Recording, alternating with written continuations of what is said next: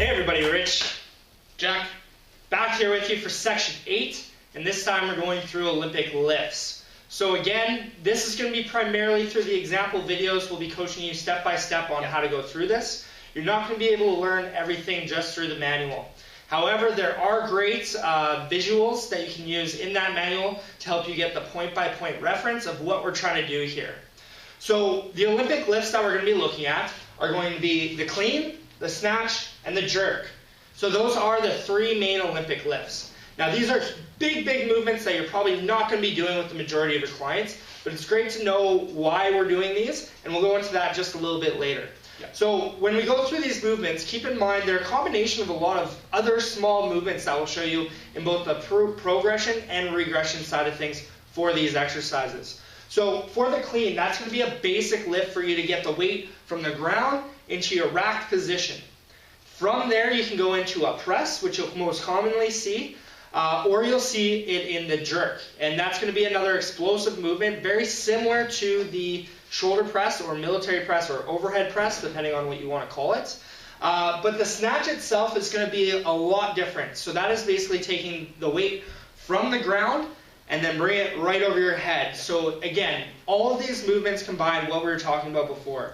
They combine that cardiovascular system, they combine the muscular system, but they also require a ton of mobility and a ton of flexibility. And that's why in our example videos, you'll notice maybe they're a little bit off, not exactly the most mobile person out there. But again, we really want to go into why we want you guys to know about these Olympic lifts. Not only are they great exercises, but Jack, why did we want people to know? So like, why the hell did we actually have a full section on Olympic lifts in an introduction, coaching certification? Well, it was really important because it's all about coaching. Okay, so it's not so much about the lifts and it's not so much about the load and mastering these Olympic lifts and taking your 44-year-old clients and getting them on an Olympic platform in less than 6 months. It's not about that. These movements are very technical and they take a great coach to teach a client how to do them. And now that's why we dedicated an entire section to this, so you can coach your clients. Okay, so if you can learn and master the Olympic lifts, you can learn and master any of the other lifts, because all the verbal and physical cueing that we were talking about in the previous sections, that comes into play on the Olympic lifts more than ever before. So that's why we wanted to focus all this time, attention, and effort towards these ones, because you need to be on your freaking A game, coaching, cueing, spotting, and explaining the why behind the lifts to your clients to get them to be able to do these in the first place. Okay? And another thing is too, is that these Olympic lifts, they don't have to be done with a barbell or any weights on them. They can be done with a dowel, they can be done with a broomstick, they can be done with anything else like that, where you need to coach your client through. So it's not about the load, it's all about body dexterity, body awareness, and really just being able to find out what buttons that client needs to be pushed to get them into that movement properly. So whether it's a verbal cueing, a physical cueing, or a combination of both, or maybe it's like you getting in underneath the bar and showing them how to do it. So that's kind of the why behind this entire section. It's not so much about the lifts. We don't want you guys to go set PRs right away, okay? We want you to be able to be amazing coaches. Again, remember we were talking about that comparison between a great trainer and a great coach? This is all about coaching here, okay?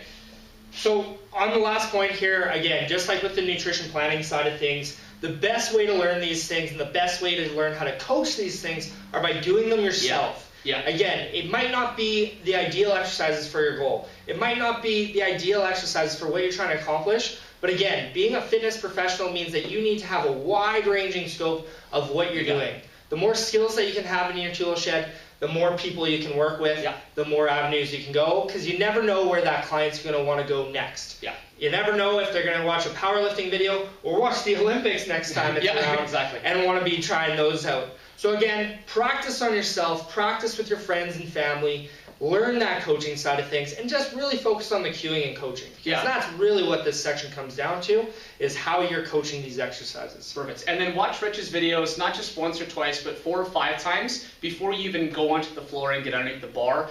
Rich does some really good examples. We're going to do some voiceovers on what to look for and how to do it. And then inside the literature, inside the course, there is step-by-step process, what to do for the grip, your stance, shoulder position, and the like. So again, guys, that's why we're focusing on Olympic lifts for this entire section. It's less about the lifts and more about how to coach your clients on how to do them effectively.